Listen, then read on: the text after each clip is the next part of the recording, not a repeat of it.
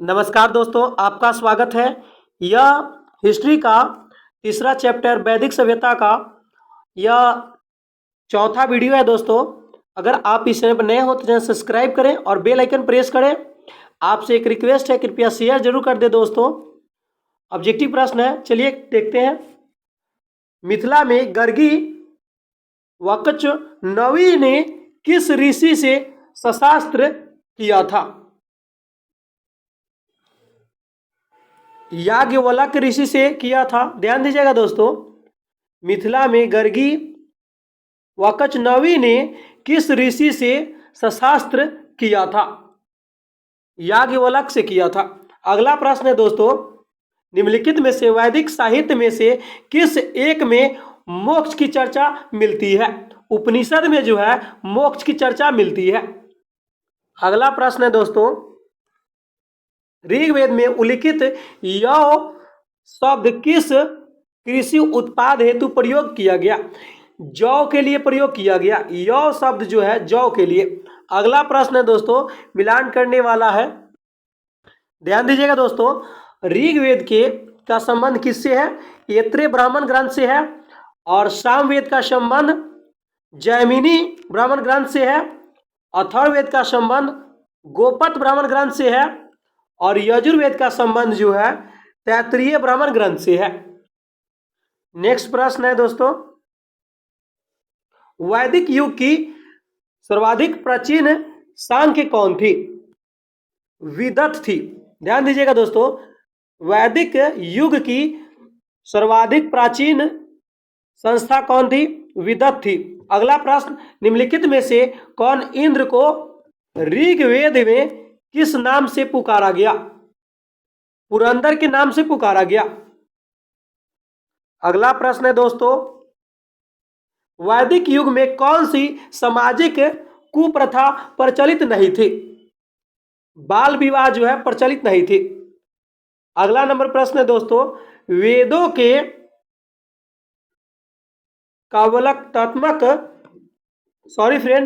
वेगों के काव्यात्मक हिस्से को कहा जाता है? संहिता कहा जाता है। ध्यान दीजिएगा दोस्तों, वेदों के काव्यात्मक हिस्से को क्या कहा जाता है? संहिता। ध्यान दीजिएगा दोस्तों, नचिकेता और यम के बीच सुप्रसिद्ध संवाद उल्लिखित है कठोपनिषद में। अगला प्रश्न, आरंभिक वैदिक साहित्य में सर्वाधिक वर्णित नदी कौन है? सिंधु नदी है। अगला प्रश्न, हिंद यानी भारत की जनता के संदर्भ में हिंदू शब्द का प्रथम बार प्रयोग किया गया था अरबों ने। अगला प्रश्न, आर्य शब्द का शाब्दिक अर्थ क्या है?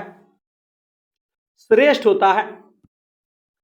अगला प्रश्न है दोस्तों, वैदिक नवी कुंभा का स्थान कहां से निर्धारित होना चाहिए?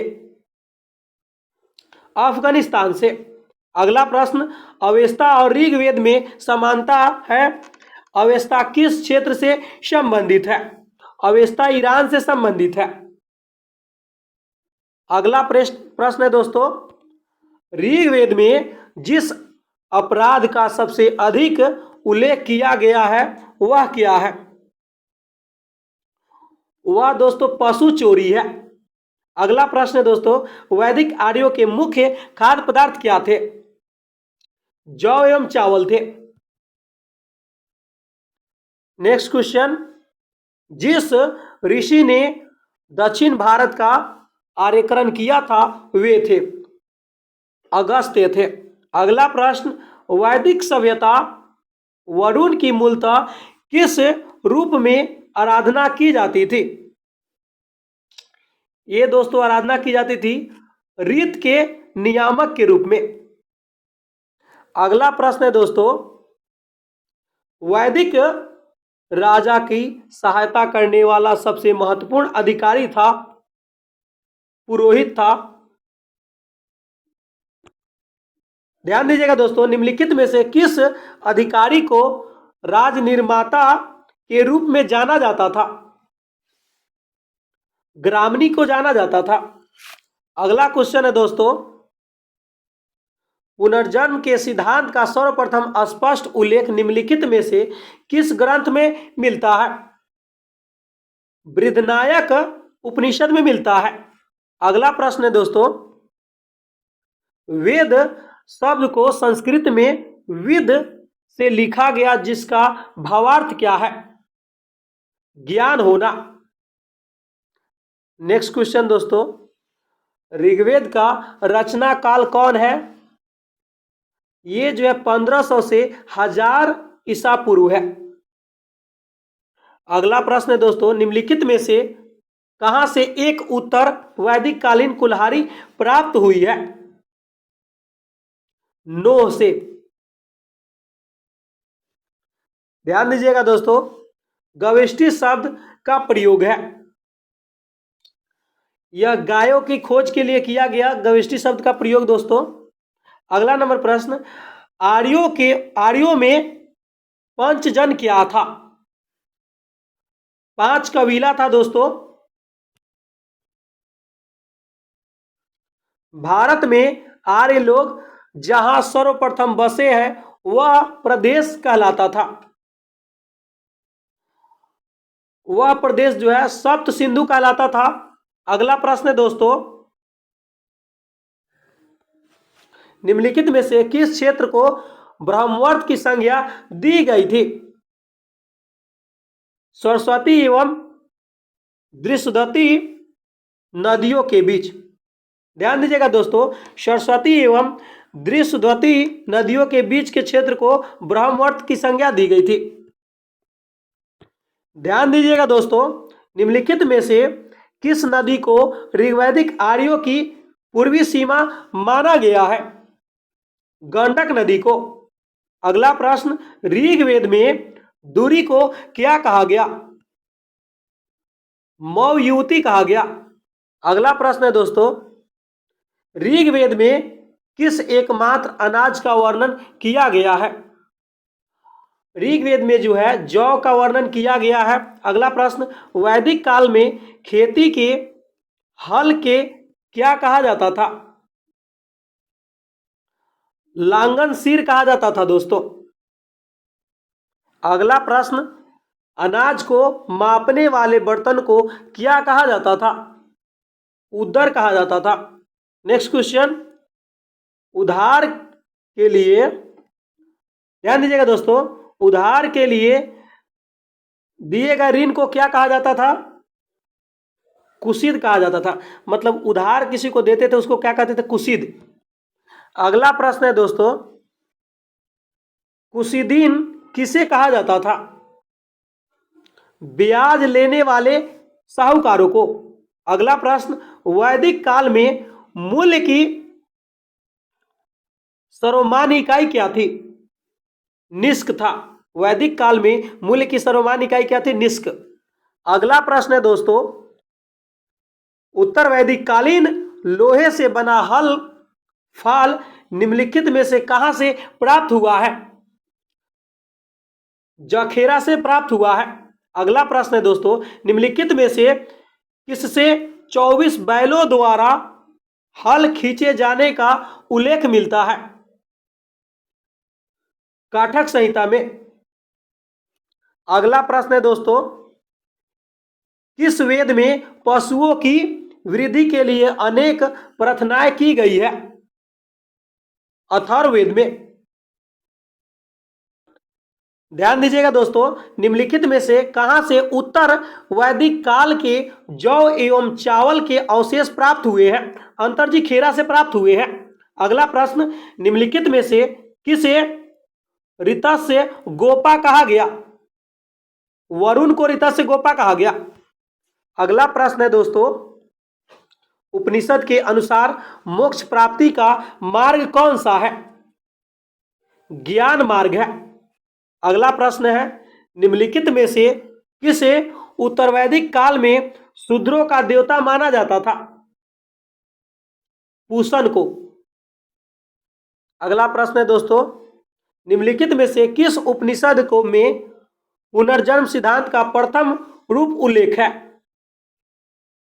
बृहन्नायक में है।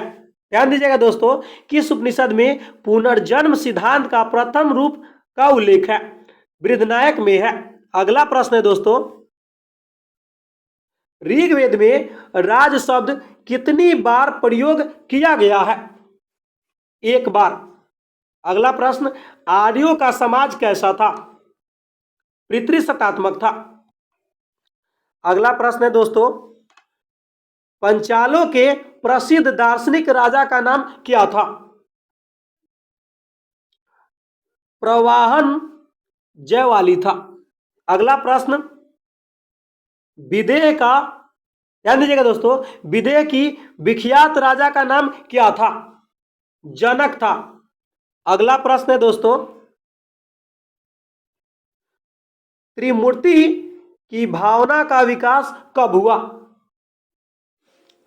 उत्तर वैदिक काल में।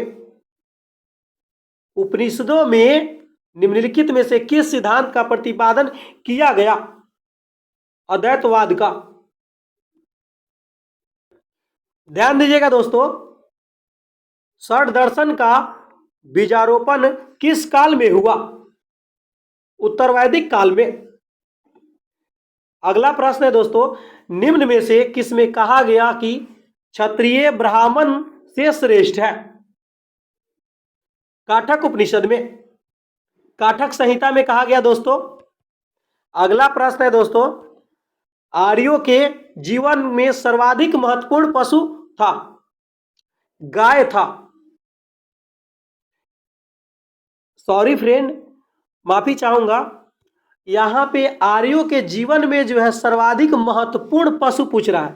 महत्वपूर्ण पशु घोड़ा हो जाएगा, क्योंकि ढोने के काम में ये आता था, और ये जो है ये उपयोगी था।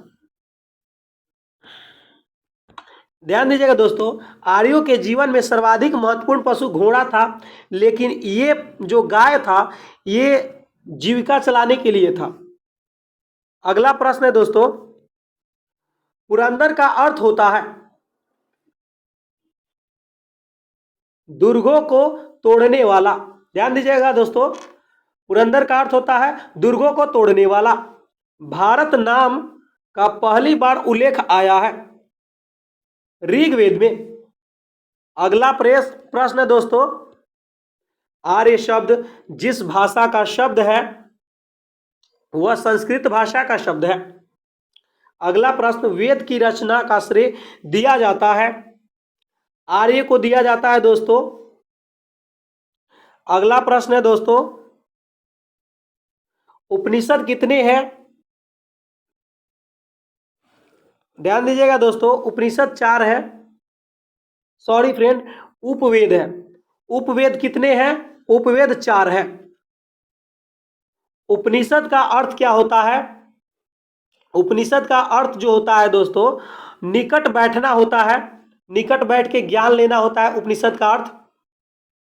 अगला प्रश्न है दोस्तों, आज ये चैप्टर समाप्ति हो जाएगा। आर्य लोग तांबा प्राप्त करते थे, कहां से प्राप्त करते थे? राजस्थान के खानों से। अगला प्रश्न है, ऋग्वेद में आयस शब्द किसके लिए आए हैं? कांसा के लिए। ध्यान दीजिएगा दोस्तों, ऋग्वेद में आयस शब्द जो है कांसा के लिए आया है। अगला प्रश्न है दोस्तों, ऋग्वैदिक सभ्यता में विनिमय का मुख्य साधन था? गाय था। यहां पे ध्यान दीजिएगा दोस्तों, विनिमय का यानी कि रोजगार का मुख्य साधन था तो गाय था, लेकिन आपसे यही क्वेश्चन अगर पूछ लिया जाए से महत्वपूर्ण पशु कौन था, तो यहां पे घोड़ा हो जाएगा। ध्यान दीजिएगा दोस्तों, ऋग्वैदिक काल में राजा को कहा जाता था? राजन कहते थे। अगला प्रश्न, ऋग्वैदिक काल में राजा को प्रशासन के प्रमुख रूप से सहायता करते थे? पुरोहित। ध्यान दीजिएगा दोस्तों, ऋग्वैदिक काल में राजा को प्रशासन में प्रमुख रूप से सहायता करते थे कौन? पुरोहित। अगला प्रश्न, ऋग्वैदिक काल में 2 प्रमुख पुरोहित थे, वरिष्ठ और विश्वामित्र। अगला नंबर प्रश्न है दोस्तों, गोचर भूमि के अधिकारी को कहा जाता था? वज्रपति कहा जाता था। ध्यान दीजिएगा दोस्तों, गोचर भूमि के अधिकारी को कहा जाता था वाजपति। अगला प्रश्न है दोस्तों, ऋग्वेद में जिन शब्द का उल्लेख कितनी बार हुआ है? सॉरी फ्रेंड, जन शब्द का उल्लेख जो है कितनी बार हुआ है? 275 बार जन शब्द का उल्लेख। अगला प्रश्न, ऋग्वैदिक काल में विवाह का एक मुख्य उद्देश्य क्या था? संतान प्राप्ति। अगला प्रश्न है दोस्तों, ऋग्वैदिक काल का सर्वाधिक शुक्ल किस देवता को समर्पित है? इंद्र को समर्पित है। ध्यान दीजिएगा दोस्तों, महाभारत का युद्ध कब लड़ा गया था? 9 से 50 ईसा पूर्व में लड़ा गया था। किसे हलधर कहा जाता है? बलराम को। अगला प्रश्न है दोस्तों, वैदिक ग्रंथों में चावल को कहा गया? व्रीहि कहा गया। ध्यान दीजिएगा दोस्तों, वैदिक सब ग्रंथों में जो है चावल को व्रीहि कहा गया। अगला प्रश्न है दोस्तों, राष्ट्र शब्द जो प्रदेश के सूचक है पहली बार किस काल में प्रयोग में आया? उत्तरवैदिक काल में आया। अगला प्रश्न है दोस्तों, लास्ट क्वेश्चन है, उत्तरवैदिक काल में किस वर्ण को शिक्षा का अधिकार नहीं था? शूद्र को जो थे शिक्षा का अधिकार जो था नहीं था। और इससे वैदिक काल से इससे बाहर का कोई क्वेश्चन नहीं आएगा दोस्तों। इतना क्वेश्चन करा चुका हूँ, लगभग 294 क्वेश्चन सिर्फ वैदिक काल से ही है। अगर आपको अच्छा लगा हो तो चैनल सब्सक्राइब कीजिएगा और शेयर जरूर कीजिएगा दोस्तों।